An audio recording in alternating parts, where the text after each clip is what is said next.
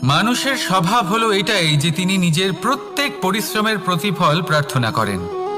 বেশিরভাগ সময় এই ফলাফলের চিন্তা করতে করতে, কল্পনা করতে করতে উনি কর্ম করতে থাকেন যে আমি এই কাজটা করলে এই ফল পাবো। সেই সব কল্পনা করতে থাকেন যা না তার হাতে আছে, না আছে অধিকার, আর না আছে নিয়ন্ত্রণ। উনি শুধু নিজের কর্ম করতে পারেন। উনি কি ফল পাবেন তা তার হাতে কখনোই নেই। তাই আপনিও শুধুমাত্র কর্ম করতে থাকুন, ফলের চিন্তা করবেন না।